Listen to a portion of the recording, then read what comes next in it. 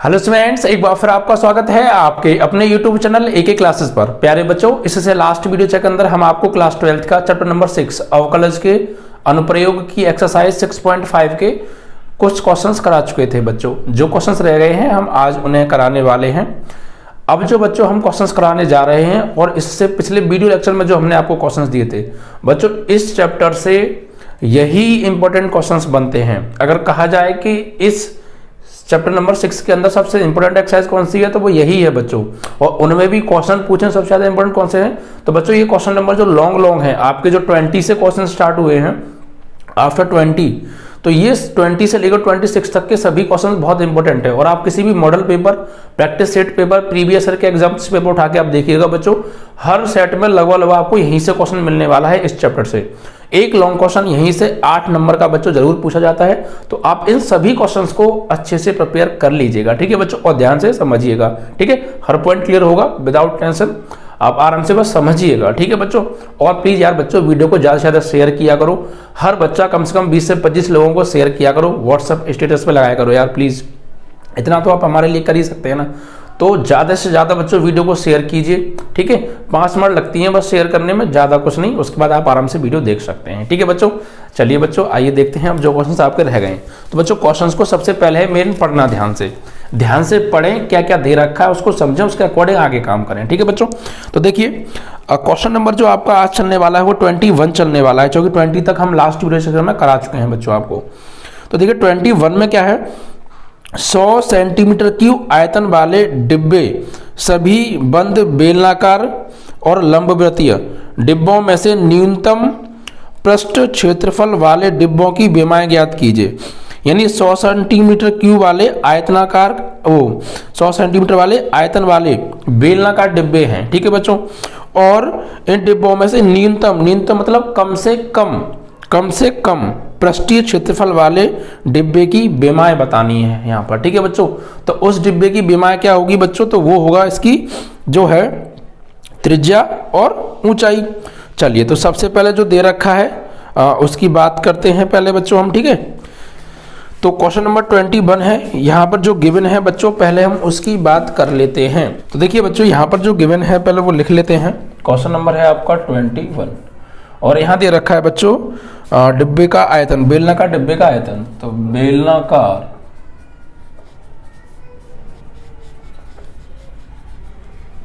डिब्बे का आयतन V बराबर दे रखा है 100 सेंटीमीटर क्यूब, ठीक है। और देखिए बच्चों ये इस तरीके से है, ये बेलनाकार डिब्बा इस तरीके से है बच्चों। इसकी ऊंचाई यानी बेमाएं हम मान लेते हैं बच्चों, इसकी ऊंचाई h है और त्रिज्या r है, ठीक है बच्चों। यहाँ पे हम ये मान लेते हैं। तो माना बच्चों,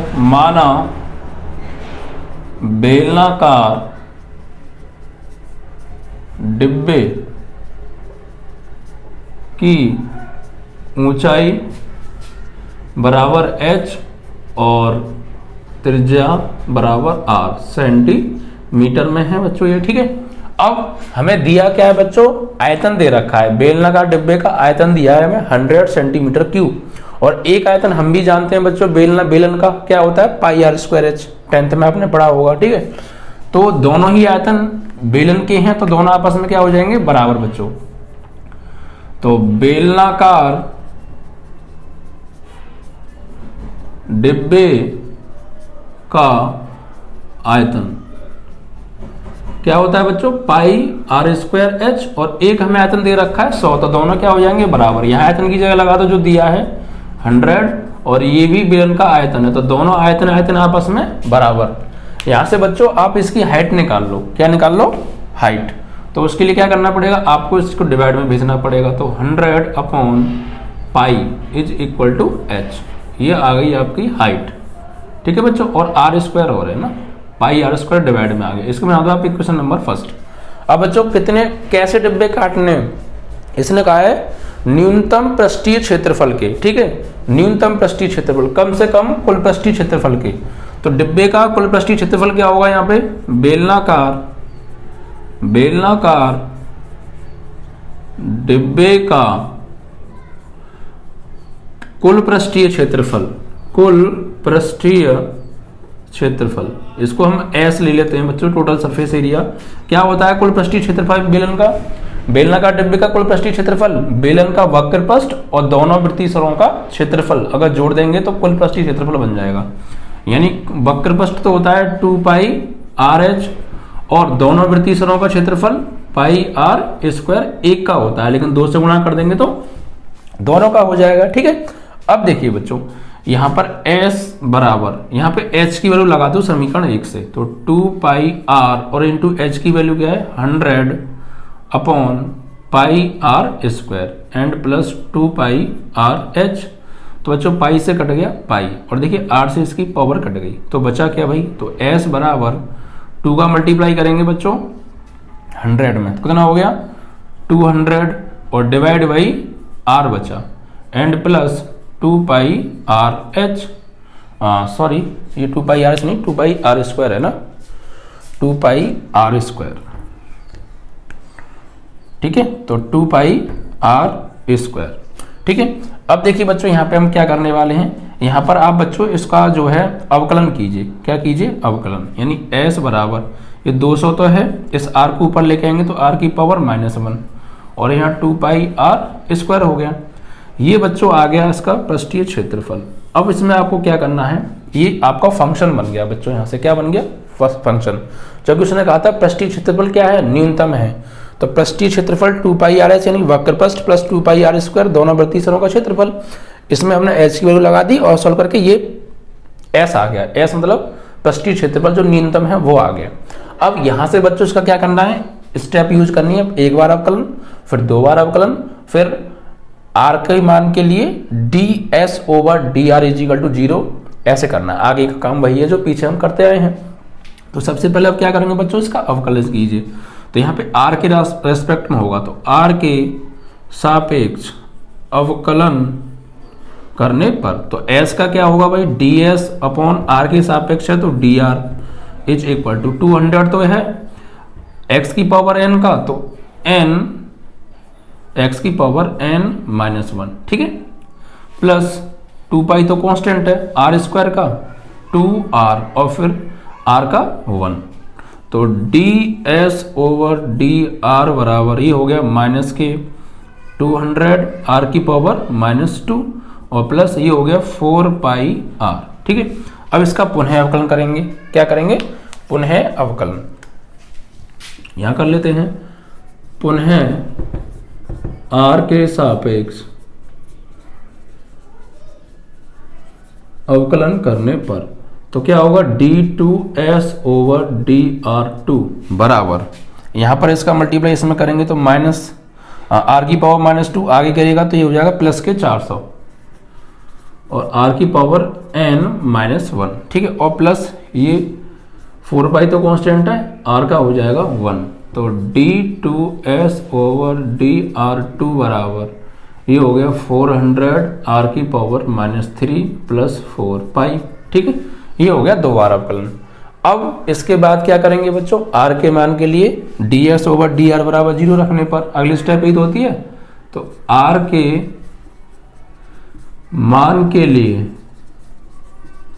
ds ओवर dr बराबर 0 लेने पर तो इसकी वैल्यू क्या है प्यारे, ये है, तो माइनस के 200 और ये r की पावर -2 नीचे लाएंगे r की पावर +2 हो जाएगी और प्लस 4 पाई r बराबर हो गया 0 बच्चों। ठीक है, अब आप यहाँ पे क्या कीजिए बच्चों, ऐसा कीजिए यहाँ एलसीएम ले लीजिए, आप क्या ले लीजिए एलसीएम, तो माइनस के 200 और प्लस यहाँ पे एलसीएम लेंगे तो क्या आएगा r स्क्वायर आएगा, तो इससे ही कट गया, इसके ऊपर यही आएगा, इसका r स्क्वायर में r स्क्वायर के ऊपर गुणा करेंगे तो 4 पाई r क्यू बराबर 0, तो ये तो चला गया 0 में, तो यहाँ पे बच्चों बचेगा माइनस के 200 प्लस 4 पाई r क्यू और ये 0 में चला गया तो 0। अब 200 को भेज दीजिए राइट में, तो 4 पाई r क्यू बराबर 200। ठीक है बच्चों, अब 4 से इसको काटिए तो 4 पंजे 20 और 0 का 0, ये दोनों पाई r क्यू बराबर 50 आ गया, तो r क्यू बराबर 50 बटे पाई, तो r बराबर 50 बटे पाई और ये क्यू धर जाएगा 3 तो पावर पलट जाएगी यानी 1/3। तो ये बच्चों आ गई आर, यानी उसकी त्रिज्या आ गई बच्चों। ठीक है, अब मतलब आर का मान तो आ गया। अब इसका जो पृष्ठीय क्षेत्रफल कहा था, इसने कहा था न्यूनतम है, यही तो कहा था न्यूनतम पृष्ठीय क्षेत्रफल के। तो अब हम क्या करेंगे, चेक करते हैं, इसको रखते हैं बच्चों d2s ओवर dr2 में। ठीक है, तो पुट कहाँ पर बच्चों, d2s ओवर dr2, तो यहाँ पे लगाइए बच्चों, यही तो है। ठीक है, तो d2s over dr2 at r is equal to 50/पाई की पावर 1/3 पर। चेक करें बच्चों, तो यहाँ पे लगाएंगे आप 400 और बटे में इस आर क्यू को नीचे ले आएंगे तो प्लस का आर क्यू हो जाएगा बच्चों। ठीक है, यहाँ पे इसको बटे में लाएंगे तो ये प्लस का आर क्यू हो जाएगा। ओके, और फिर जब हम इसका लेंगे बच्चों एक्चुअली एलसीएम, यहाँ पे ये आर क्यू है बच्चों, तो आर क्यू को जब हम नीचे सही है, आर क्यू को लाइए बच्चों, आप यहाँ पे लगाइए वैल्यू, ऐसा कर लीजिए, यहाँ 400 है, आर क्यू को बटे में लाएंगे आप तो प्लस का आर क्यू हो जाएगा, और प्लस के आर क्यू की जगह क्या लगाने वाले हैं, ये वैल्यू, भाई ये आर क्यू है। चलो ऐसा करो आप, मत लगाओ, यहीं पर है, तो आर की जगह क्या लगाने वाले हैं, 50/पाई की पावर 50/पाई की पावर 1/3 है, और ऊपर से कितना हो रहा है बच्चों, होल क्यू, कितना है ऊपर, होल क्यू है, तो यहाँ पे हो जाएगा ये होल क्यू। ठीक है, वो भी किसका, माइनस का है, और यहाँ पे प्लस 4 पाई।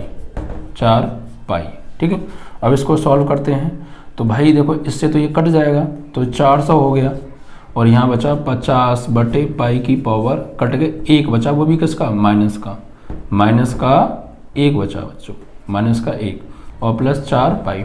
इसको आप बटे में ले जाओ, तो 400 बटे, जब इसको हम बटे में लेंगे तो ये हो जाएगा प्लस का 50/पाई और प्लस 4 पाई, ये आ जाएगा ऊपर, और इससे कट गया। ठीक है, और 5 8 40, तो 8 पाई हो जाएगा कुल मिला के, तो 8 पाई प्लस 4 पाई बराबर 12 पाई। ये कैसा है बच्चों, धनात्मक, क्या निकल के आ रहा है, धनात्मक निकल के आ रहा है, और धनात्मक होता है तो बच्चों क्या होता है, निम्ननिष्ठ होता है। ठीक है बच्चों, क्या होता है, निम्ननिष्ठ। तो यही उसने कहा था कि उसका जो पृष्ठीय क्षेत्रफल है, वो जो कुल पृष्ठीय क्षेत्रफल है वो न्यूनतम है, तो धनात्मक आ रहा है तो पृष्ठीय क्षेत्रफल क्या होगा, न्यूनतम होगा। क्लियर हो गया ये, तो पृष्ठीय क्षेत्रफल न्यूनतम है। ठीक है बच्चों, अब क्या करेंगे, बस तो इस r के मान को उठा के आप यहाँ लगा दीजिए, क्योंकि हमने क्या मानी थी, उसकी विमाएं h और r मानी थी।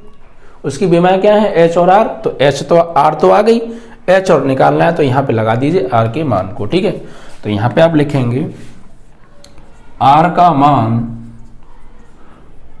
पुट इन फर्स्ट इक्वेशन, तो कि r और a निकालनी थी, तो यहाँ पे 100/पाई, और r की वैल्यू क्या है बच्चों, r की वैल्यू है 50/पाई की घात 1/3, 50/पाई की घात 1/3, और ऊपर से यहाँ हो रहा है इस पे स्क्वायर, तो स्क्वायर लगा दो, और बराबर h हमें निकालनी है, तो 100/पाई।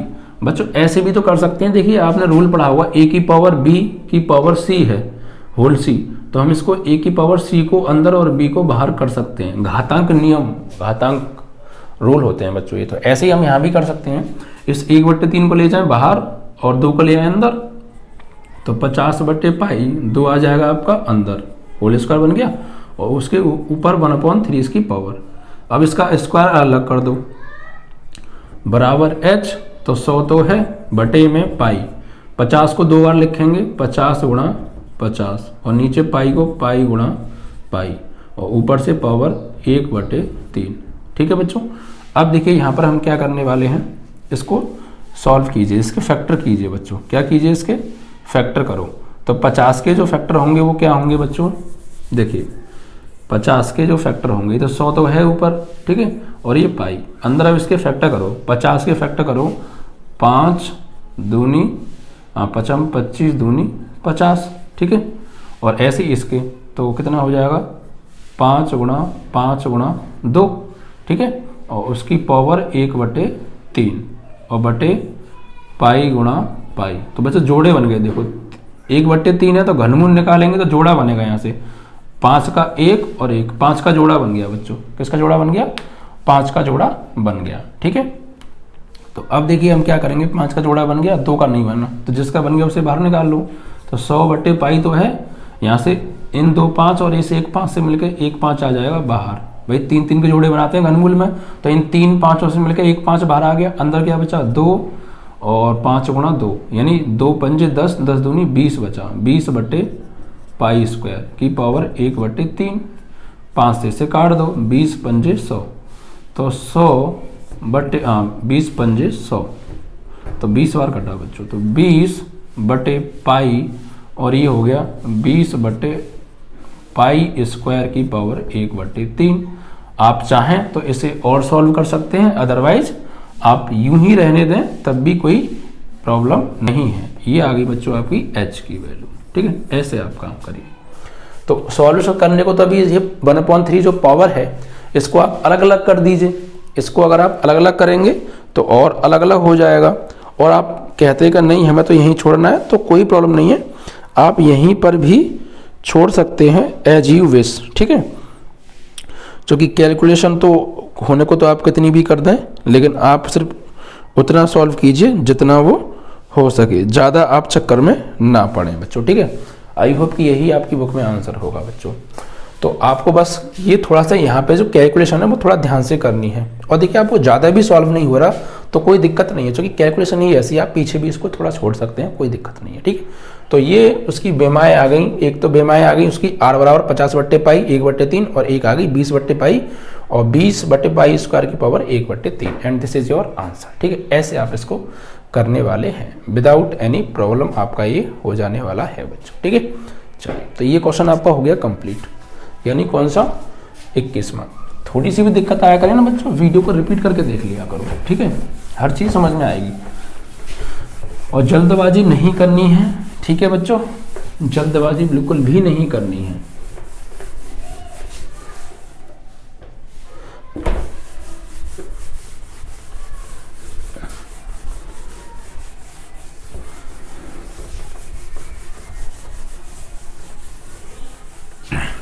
ठीक है, चलिए तो नेक्स्ट क्वेश्चन क्या है बच्चों, उसको लेते हैं। नेक्स्ट आपका क्वेश्चन जो है वो है बच्चों 21 कंप्लीट एंड 22। तो 22 को ध्यान से पढ़ते हैं। इसमें कहा है एक 28 सेंटीमीटर लंबे तार के 2 टुकड़ों में विभक्त किया जाना है। एक 28 सेंटीमीटर लंबे तार को, एक तार है बच्चों, उसकी लंबाई 28 सेंटीमीटर है, उसको 2 टुकड़ों में विभक्त, मतलब 2 टुकड़ों में काटा जाना है, उसको तोड़ा जाना है। ठीक है, आगे एक टुकड़े से वर्ग और दूसरे टुकड़े से वृत्त बनाया जाना है। 2 टुकड़े होंगे, उन टुकड़ों में से एक से तो बनाना है वृत्त और एक से बनाना है वर्ग, कोई सी से भी बना सकते हो। ठीक है, दोनों टुकड़ों की लंबाइयां कितनी होनी चाहिए? दोनों टुकड़ों की लंबाइयां कितनी कितनी होनी चाहिए, मतलब उन दोनों टुकड़ों की लंबाई बतानी है हमें। भाई जो 28 सेंटीमीटर लंबा तार है उसको 2 जगह तोड़ा गया है, उस एक टुकड़े से तो बनाना है वर्ग, एक से बनाना है वृत्त, तो उन दोनों टुकड़ों की लंबाई कितनी होनी चाहिए ये पूछा है, जिससे वर्ग एवं वृत्त का जो सम्मिलित क्षेत्रफल है वो न्यूनतम हो। यानी जिससे क्या हो, जो वर्ग का क्षेत्रफल निकल के आए और जो वृत्त का क्षेत्रफल निकल के आए, दोनों के क्षेत्रफल को सम्मिलित कर लें। सम्मिलित मतलब प्लस कर दें, तो क्षेत्रफल क्या आए? मिनिमम, न्यूनतम आए, तो कोई दिक्कत नहीं है। तार का टुकड़ा है बच्चों। ठीक है, तो यहां पर हमें गिवन है, पहले लिख लेते हैं 22 दिया है तार की लंबाई बराबर 28 सेंटीमीटर। अब इस तार को बच्चों 2 जगह तोड़ना है, तो उन दोनों टुकड़ों की लंबाई हमसे पूछी है। तो हम मान लेते हैं एक टुकड़े की लंबाई ये, तो दूसरे की 28 माइनस ये। ठीक है, हम मान लेते हैं, तो माना एक तार की, माना एक टुकड़े की, माना तार के एक टुकड़े की, माना तार के एक टुकड़े की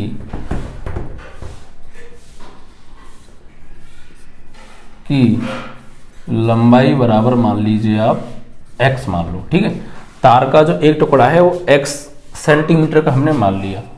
तो भाई इस 28 को 2 जगह तोड़ना है, तो एक x का है तो दूसरा कितने का बचा? 28 माइनस एक्स का बचा, बचा या नहीं बचा भाई? 15 रुपए हैं, दो बच्चों के पास 15 रुपए हैं, एक के पास 3 रुपए हैं, तो दूसरे के पास कितने रुपए होंगे फिर? भाई दो बच्चे हैं, उन दोनों बच्चों के रुपए जोड़ के 15 आ रहा है, एक के पास उसमें से 3 है, तो दूसरे के पास कितने होंगे फिर?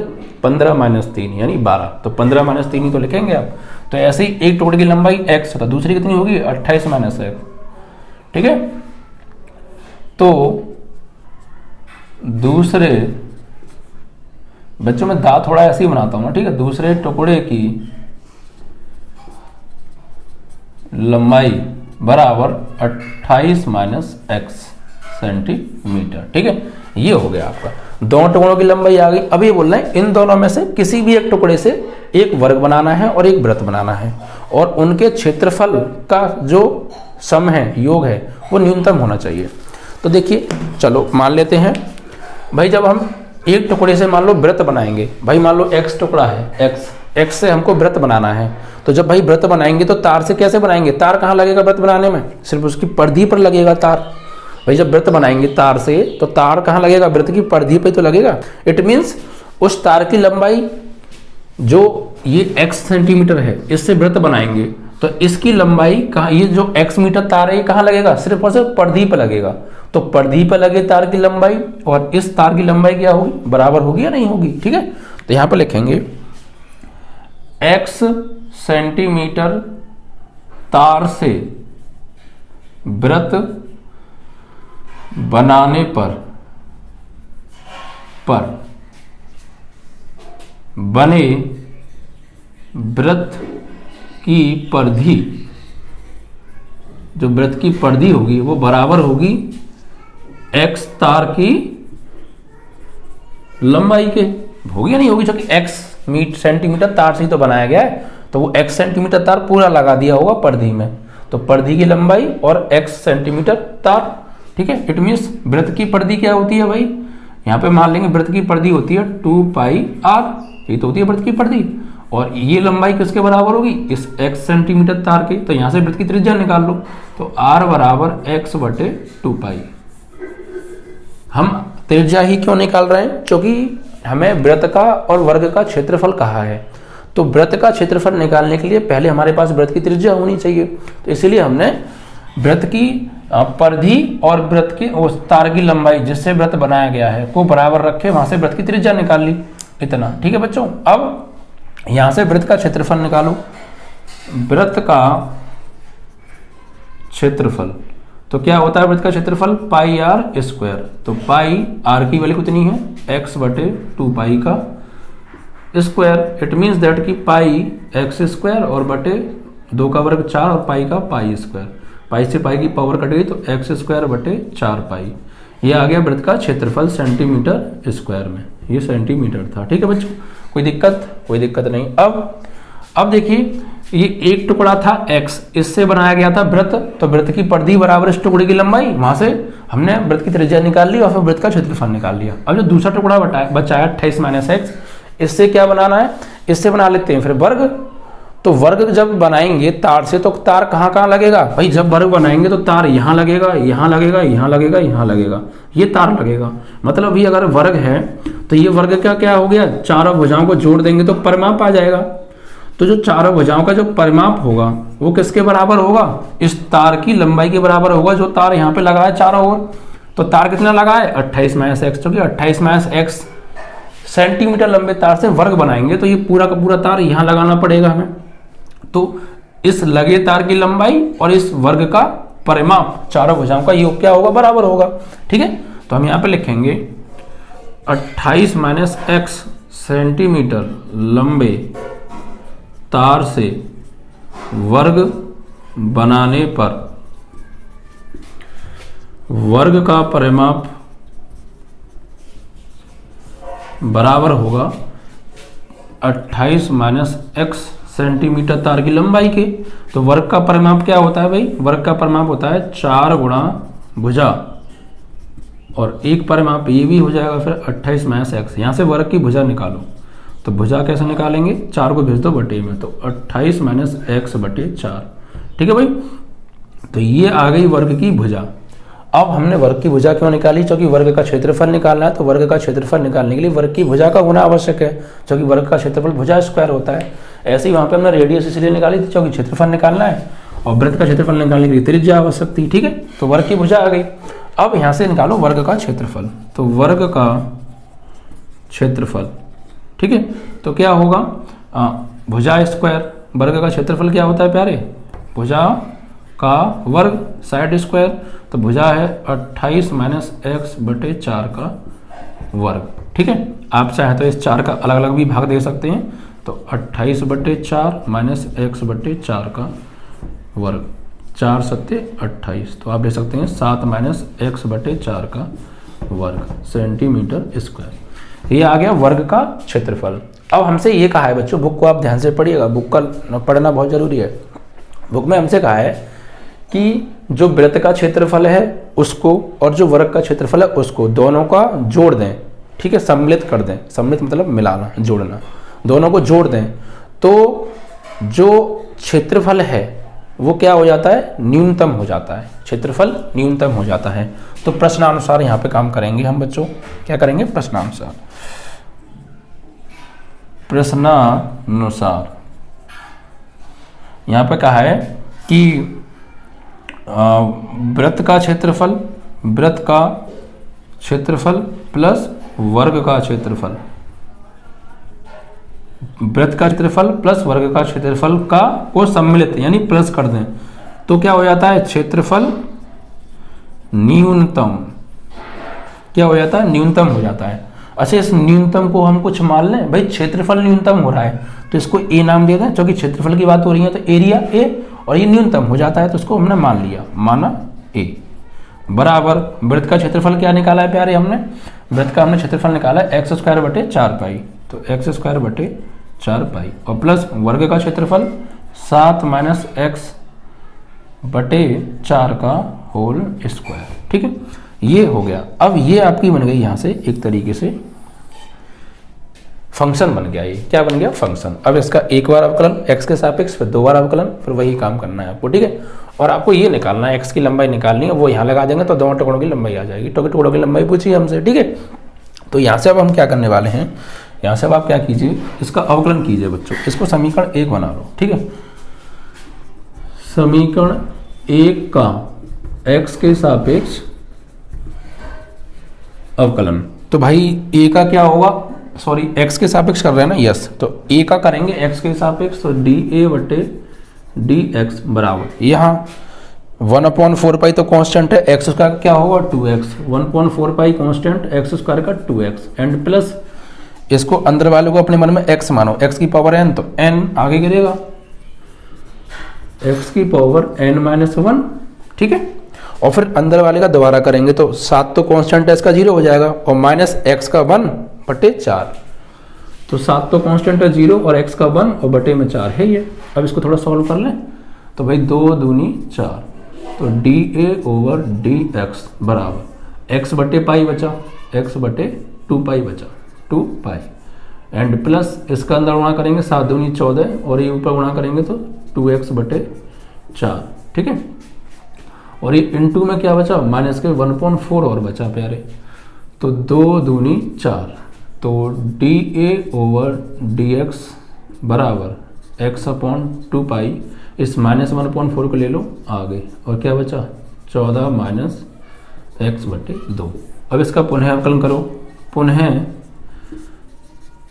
अवकलन विद रिस्पेक्ट टू x, तो d2A/dx2 बराबर, ये 1/2 पाई तो कांस्टेंट है, x का क्या हो जाएगा 1 एंड माइनस 1/4, और यहाँ पे 14 कांस्टेंट है 0 और x का 1/2, तो d2A/dx2 बराबर, यहाँ पे क्या हो गया, ये 1/2 पाई, अंदर गुणा करेंगे तो ये 0 और ये माइनस माइनस प्लस 1/4 दूनी 8, इतना आ गया बच्चों।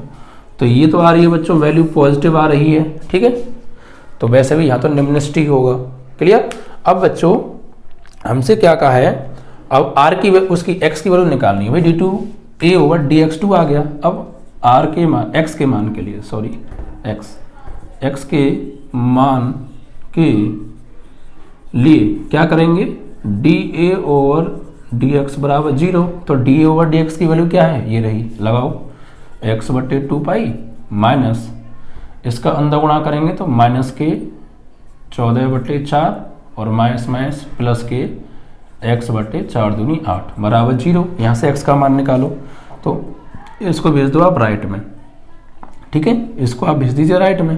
तो x/2 और पाई की वैल्यू कितनी होती है, 22/7 लगा दो यहाँ पे, ठीक है, और ये प्लस के x/8 बराबर ये जाएगा राइट में, तो 14/4, 2 दूनी 2 सत्ते, और भाई ये 7 चला जाएगा ऊपर, तो 7x/22 दूनी 44 और प्लस x/8 बराबर 7/2। यहाँ पे आप एलसम ले लीजिए, ठीक है, तो ये जो एलसम आएगा वो आएगा 88। कितना आएगा प्यारे, 88। तो 44 दूनी 2 का 7 में 14x, 8 से भागा देंगे 11, 11 का x में 11x बराबर 7/2। 2 से काट दो इसे, 44, इसका गुणा कर दो इधर, तो यहाँ बचा 14x और 11x कितना हो गया बच्चों, ये हो गया आपका 25x बराबर 44 का गुणा करेंगे 7 में, तो 7 चौक 28 और 7 चौक 28 और 2 30, तो x बराबर आ गया 30 308/25, ठीक है, ये आ गया। यहाँ पर एक्चुअली हमने पाई का मान लगा दिया है, आप पाई का मान ना लगाएं तब भी कोई प्रॉब्लम नहीं है, हमने पाई का मान लगा दिया है तो भी कोई प्रॉब्लम नहीं है, ठीक है। तो ये आ गई उस टुकड़े की लंबाई। अब देखिए इस x का मान आप यहाँ पे लगाएंगे d2a ओवर dx2 में, तब भी आंसर पॉजिटिव ही आएगा, और पॉजिटिव आएगा तो क्या हो जाएगा, निम्नलिखित होगा, और निम्नलिखित ही उसने कहा था।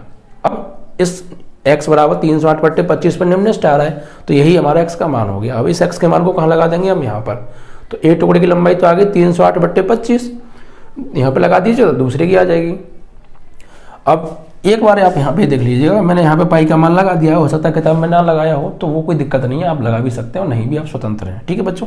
तो अब इससे इतना आ गया सेंटीमीटर, ठीक है, तो पुट इन यहाँ पर, कहाँ पर, यहाँ, तो यहाँ पर दूसरे टुकड़े की लंबाई, तो यहाँ लिखेंगे फर्स्ट टुकड़े की लंबाई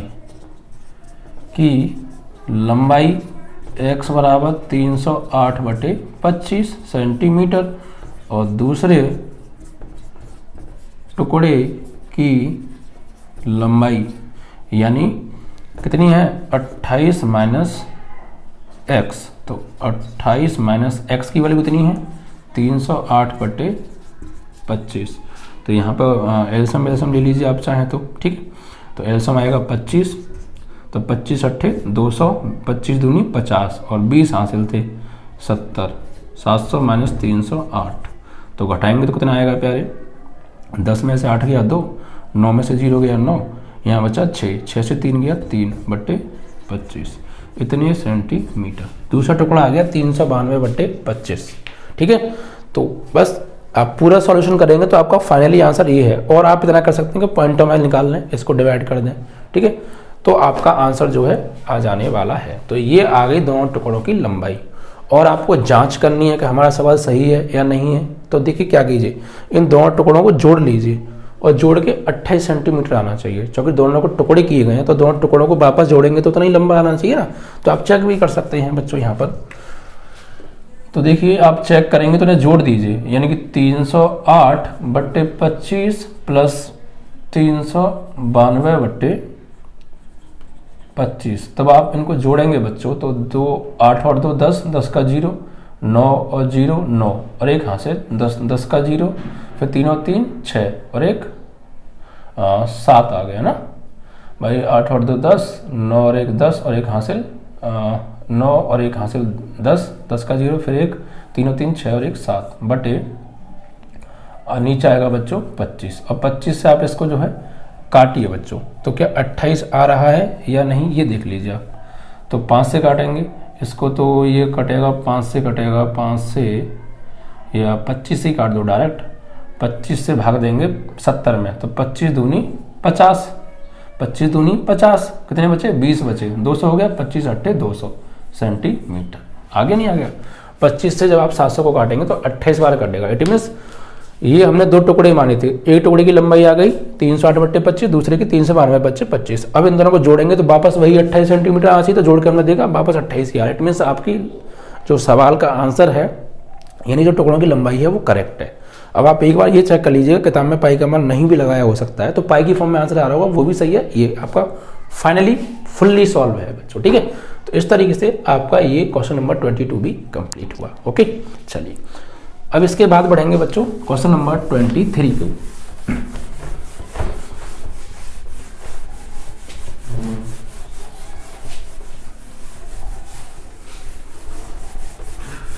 क्वेश्चंस में बच्चों दिक्कत आए वीडियो को थोड़ा सा रिपीट जरूर कर लीजिएगा, और जहां पॉइंट पर दिक्कत आए और मेरे बोलने और लिखने दोनों पर फोकस कीजिएगा, तो आप अच्छे से हर पॉइंट क्लियर हो जाएगा।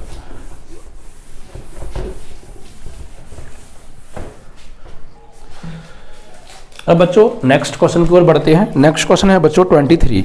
इसमें कहा है बच्चों, सिद्ध कीजिए कि आर त्रिज्या के गोले के अंतर्गत, यानी कैपिटल आर दे रखा है, ठीक है, त्रिज्या के गोले के अंतर्गत विशालतम शंकु का आयतन गोले के आयतन का 8/27 होता है। मतलब कि एक आर त्रिज्या का गोला है, कैपिटल आर त्रिज्या का, ठीक है, और उसके अंदर विशालतम शंकु का आयतन, यानी विशालतम मतलब बड़े से बड़ा शंकु का जो आयतन है वो गोले के आयतन का 1/27 होता है। मतलब ये कहना चाह रहे हैं कि भाई मेरे पास एक त्रिज्या है और उसकी गोला है और गोले की त्रिज्या है। मेरे पास एक गोला है ये, और इस गोले की जो त्रिज्या है ना वो कैपिटल आर है। कितनी? कैपिटल आर, यानी आप चाहें तो कैपिटल आर कहा है उसने। अब ये कह रहे हैं कि इसके अंदर विशालतम आयतन का शंकु, विशालतम मतलब बड़े से बड़ा आयतन का शंकु बनाइए। तो बड़े से बड़े आयतन का शंकु कैसे बन सकता है भाई? वो ऐसे बन सकता है कि बड़े से बड़े आयतन का शंकु आप ऐसे बना लीजिए, ऐसे। इससे बड़ा शंकु तो हम इसके अंदर बना नहीं सकते, क्योंकि इससे बड़ा बनाएंगे तो यहाँ से कोनों से बाहर निकल जाएगा, ठीक है। तो इसके अंदर कहा है कि अंदर विशालतम शंकु का आयतन, तो ये एक शंकु हो गया विशालतम शंकु का आयतन, ठीक है, ये हो गया शंकु। इससे बड़ा शंकु आप बना सकते हैं नहीं, ठीक है। अब हमें ये कहा है कि इस गोले की जो त्रिज्या है वो कैपिटल आर है, गोले की त्रिज्या कैपिटल आर है। तो यानी गोले की त्रिज्या तो हम कह सकते हैं कि ये यहाँ से लेके, ये केंद्र है तो केंद्र से लेके परिधि तक की दूरी ये क्या हो गई? Capital R. और इस शंकु की त्रिज्या हम मान लेते हैं स्मॉल आर, ठीक है।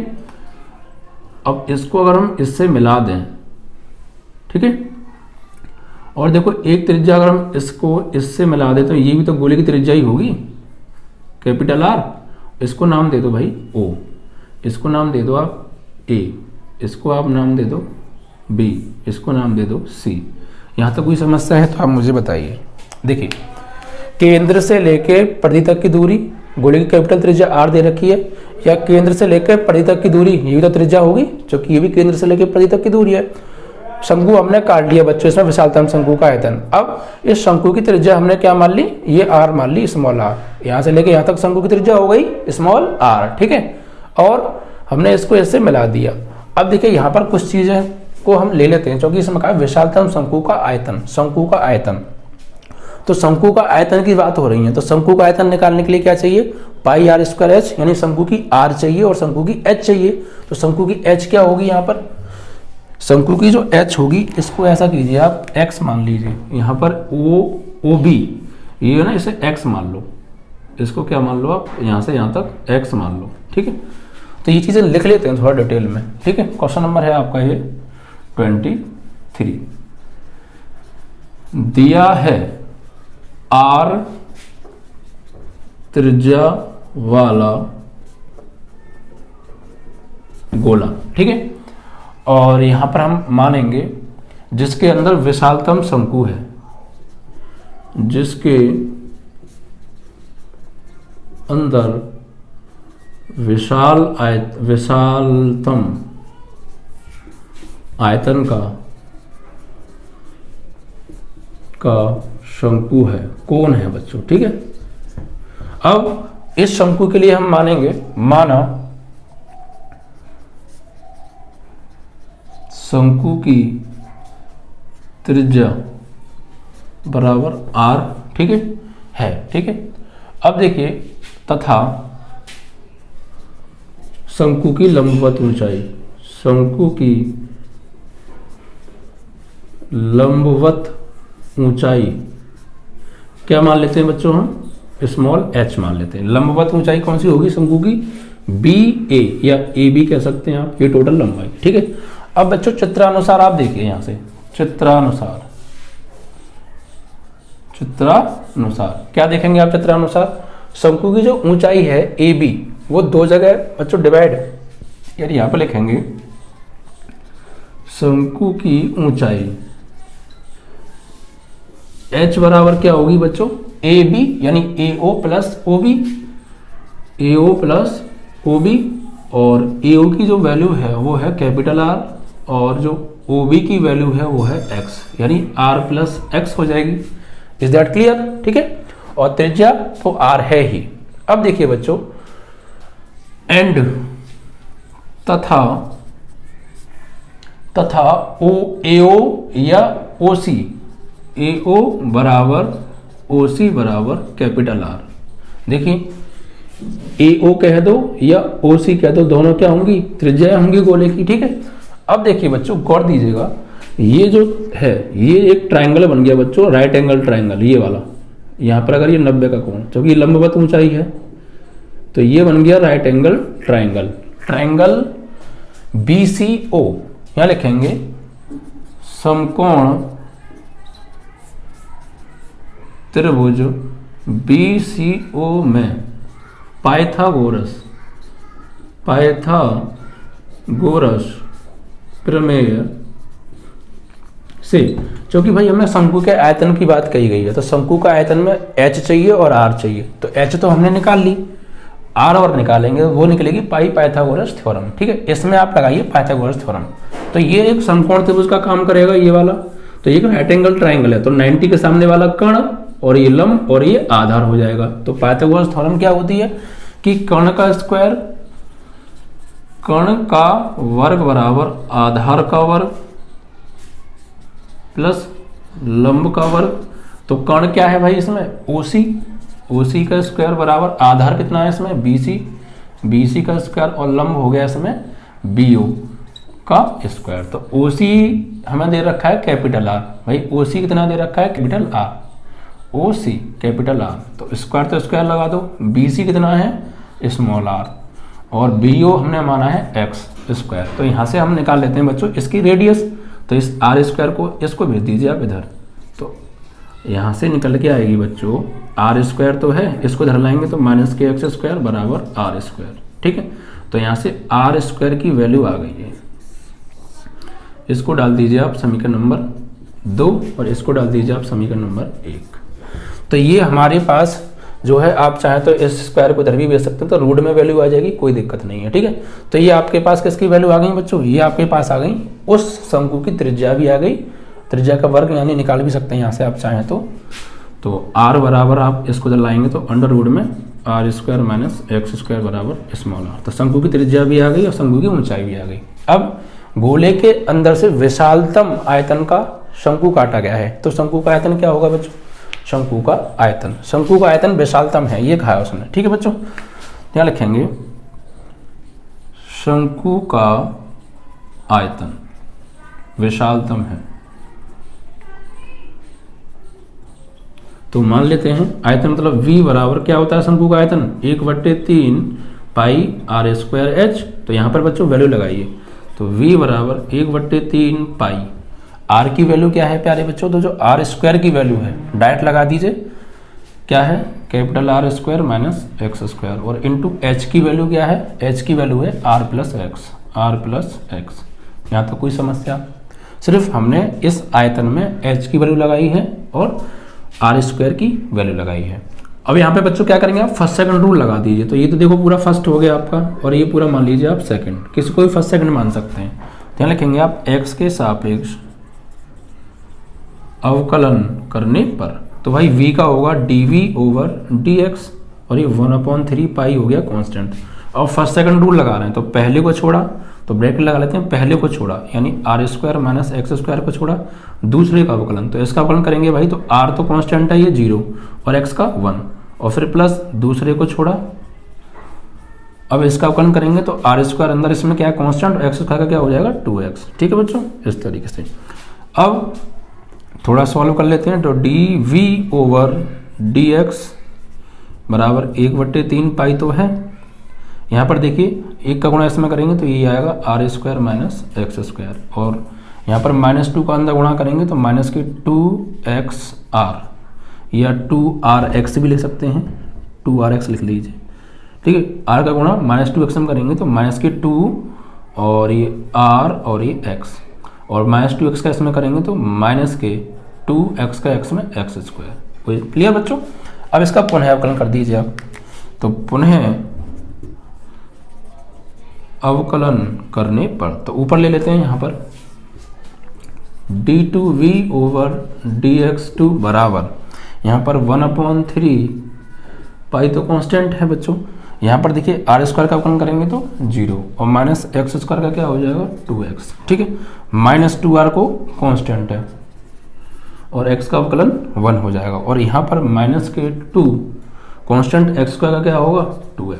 ठीक है, तो ये गया 1/3 पाई, यहाँ पर क्या बचा बच्चों -2x, और ये हो गया माइनस के 2r, और ये माइनस माइनस माइनस का मल्टीप्लाई करेंगे 4x, तो 1/3 पाई अंदर क्या बचा -4x -2x -6x -2r, and this is your d2v/dx2। ये दो बार अवकलन कर लिया बच्चों हमने। अब हम क्या करेंगे, यहाँ पर x का मान निकालेंगे, तो इसके लिए dv/dx बराबर 0, तो x के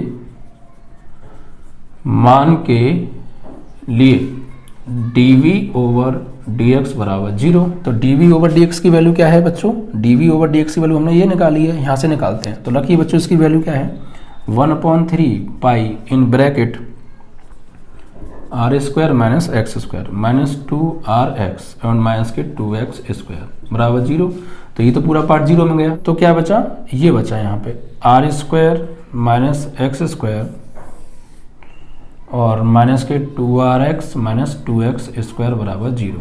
ठीक है, अब देखिए बच्चों, आप क्या कीजिए, एक्चुअली यहाँ से ऐसा कीजिए, ये R square minus X square है, ये बच्चों फॉर्मूला बन रहा है, तो इसको एक बार हम जोड़ सकते हैं r प्लस एक्स और r माइनस एक्स, और यहाँ से ले लीजिए बच्चों माइनस के 2x कॉमन, तो माइनस के 2x आ गया कॉमन इन दोनों में से, तो -2x कॉमन आ जाएगा, तो यहाँ पे क्या बचेगा r, और यहाँ से -2 गया x गया, तो प्लस x बराबर 0। अब देखिए r प्लस एक्स कॉमन आ रहा है, तो r प्लस एक्स ले लीजिए कॉमन, तो अंदर क्या बचेगा यहाँ पे r माइनस एक्स और माइनस के 2x बराबर 0। ये पार्ट भेज दो बच्चों 0 में, तो क्या बचा यहाँ से r minus x minus 2x बराबर 0, ये तो 0 में गया, ये गया 0 में, तो यहाँ से x का मान चाहिए, तो बच्चों ये कितना हो गया -2x और माइनस एक्स माइनस के 3x बराबर 0, तो r बराबर 3x, तो x बराबर हो गया r/3। x की वैल्यू क्या आ गई बच्चों r/3 आ गई। ठीक है, अब ये तो हमारा x का मान आ गया। अब इसको हम रखेंगे बच्चों यहाँ पर, और हमसे कहा था ना बच्चों कि आयतन क्या है विशालतम है, यानी बड़े से बड़ा है, उच्चतम है, तो इसको अब लगाएंगे बच्चों यहाँ पर, यानी d2v/dx2 x is equal to r/3 पर। तो जब r/3 हम यहाँ पे लगाएंगे बच्चों यहाँ पर, तो 1/3 पाई इन ब्रैकेट माइनस के 6 और x की जगह r/3 और माइनस के 2 इंटू r की जगह पर क्या लगाएंगे, r की जगह पर हम क्या लगाने वाले हैं बच्चों, r की जगह तो r ही रहेगा। ठीक है, r, तो 1/3 पाई यहाँ पर हो गया बच्चों ये माइनस का 3 दूनी 6, तो माइनस के 2r माइनस के 2r माइनस के 4r, तो ये कैसा आ रहा है बच्चों ऋणात्मक, कैसा आ रहा है नेगेटिव आ गया, तो नेगेटिव हो गया। तो आयतन कैसा होगा, आयतन उच्चतम या कह सकते हैं विशालतम, एक ही बात है ना, विशालतम है, और यही हमसे कहा था कि आयतन विशालतम है। अब बच्चों ये हमारा किसका मान आ गया, r का मान, तो x की वैल्यू आ गई। अब हमें क्या करना है, यहाँ पे इस x के मान को बस आपको उठा के यहाँ पे लगाना है, क्योंकि हमने सबसे पहले इन कंडीशन के अकॉर्डिंग फंक्शन बना लिया, एक बार अवकलन, दो बार अवकलन, फिर हमने r का मान x का मान निकाल लिया, उस पर हमने उच्चतम भी दिखा दिया और उच्चतम ही कहा था। तो अब कहा था कि सिद्ध करो इस शंकु का जो आयतन है, इस गोले के आयतन का क्या होगा, किताब में कुछ 8/27 गुना होगा, 8/27 गुना। तो भाई अब इस x के मान को यहाँ पे लगा देना है आपको। इसमें आप इसको बना सकते हैं तो इक्वेशन नंबर 3 बना दीजिए, ठीक है। तो यहाँ पे लिखेंगे अब x बराबर r/3 कोटेन 3, ठीक है। तो यहाँ पे लगाएंगे बच्चों, तो dv/dx बराबर आयतन में यहाँ पे लगाया ना हमने, आयतन में कहा है ना बच्चों हमसे लगाने की, आयतन के लिए कहा है। यस, तो आयतन हमारा क्या है, ये तो वो है, एक बार अवकलन हो गया, ठीक है। एक बार अवकलन से पहले यहाँ पे लगाना है, सॉरी, आयतन में कहा है ना तो इसको 3 बनाओ, ये यहाँ पे, ठीक है। आयतन में कहा है ना, आयतन में लगाएंगे। तो यहाँ पे v बराबर 1/3 पाई तो है, ठीक है। और जहाँ जहाँ x दिख रहा है वहाँ लगाएंगे r/3 इसमें। तो यहाँ r² माइनस x² है, बट x ये क्या लगाने वाले भाई, यहाँ पे x² है, x ये क्या लगाएंगे r/3 और उसका वर्ग, तो r²/3 का वर्ग 9। ऐसे यहाँ दूसरे ब्रैकेट में r + x, तो r और x की जगह r/3, इसको सॉल्व कर लो भाई। तो v बराबर 1/3 पाई, यहाँ एलसीएम लेंगे 9r², भाई एलसीएम क्या आएगा 9, तो 9r² में से 1r² गया तो 8r², ठीक है। यहाँ 3 एकम 3r और 1r 4r/3 हो गया। अब एक्चुअली हमसे कहा गया है, हमसे देखो मैं फिर यहाँ समझा दूँ आपको, यहाँ हमसे कहा है कि गोले का आयतन, यही तो कहा है, एक बार देख लेते हैं किताब में क्या कहा है।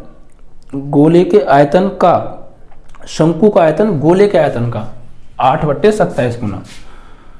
तो शंकु का जो आयतन है ना, शंकु का आयतन वो 8/27 गुना होगा गोले के आयतन की। शंकु का आयतन 8/27 गुना गोले का आयतन, ये कहा है हमसे, ठीक है। तो देखिए क्या करेंगे, यहाँ पर वही चीज हम बनाएंगे, गोले का आयतन यहाँ पे, ठीक है बच्चों। तो भाई v बराबर, यहाँ पे आप गौर दीजिएगा बच्चों, देखिए 3 तिया 9 तिया 27 हो गया और ऊपर हो गया पाई, तो 9 तिया 27, ठीक है। और इस 8 को ले लो बच्चों आगे, भाई 9 तिया 27 और 8 एकम 8, इतना कर लिया। 8 को लिख लिया आगे और 9 तिया 27 को आगे लिख लिया। बचा क्या, बचा यहाँ पे ये पाई बचा, ठीक है। और ये बचा r² बचा, ठीक है। और ये 4r/3 बचा। तो v बराबर 8/27 तो आ रहा है। अब गौर दीजिए, 4 को आगे ले लें, पाई r² इंटू r की पावर q, और ये बटे में 3 और है। और ये किसका आयतन होता है बच्चों, इसको सेट किया है थोड़ा सा हमने, देखिए 8/9 तिया 27 को आगे 4 पाई r² इंटू r³ और बटे में 3, और ये होता है बच्चों गोले का आयतन 4/3 पाई r³। क्योंकि गोले की त्रिज्या हमें कैपिटल R दी थी, तो गोले का आयतन हो गया 4/3 पाई r³। तो यही तो हमसे कहा था कि जो शंकु का आयतन है v, गोले के आयतन का 8/27 गुना होता है। तो 8/27 गुना मतलब इससे गुणा ही तो हो रहा है, तो गुणा ही तो हो गया ये बच्चों, ठीक है। ये बच्चों 3 है बट्टे में ना, ये बट्टे में 3 है, ठीक है। आंसर ऐसे आप करेंगे। तो यही हमने प्रूफ किया कि ये हो गया शंकु का आयतन बराबर 8/27 और ये हो गया गोले का आयतन, ठीक है। This is your answer. यही आपको प्रूफ करना था। तो आई होप बच्चों ये आपको 21, 22, 23 लॉन्ग क्वेश्चन है, 8 नंबर का ही आएगा और आता है, तो बहुत अच्छे से क्लियर हो गए होंगे। 3 क्वेश्चंस और बचे हैं बच्चों, वो अगले वीडियो में, क्योंकि वीडियो बहुत लंबा हो जाएगा तो उनको अगले वीडियो में हम लेकर आएंगे बच्चों, ठीक है। तो बहुत आराम से समझिएगा, हर चीज़ को क्लियरिटी के साथ समझिएगा, एक एक नहीं 2-2 बार समझिएगा, बिल्कुल माइंड में सेट हो जाएगा बच्चों, और अच्छे से प्रिपेयर करके बोर्ड में जरूर जाइएगा बच्चों। मैं फिर बता रहा हूँ बच्चों, 21 नहीं 18 से लेकर 26 तक के क्वेश्चन आप बोर्ड में जरूर करके आएँ, बोर्ड में जरूर प्रिपेयर करके जाएं बच्चों, क्योंकि बोर्ड एग्जाम में पूछा ही पूछा जाता है बच्चों, ठीक है। चलो।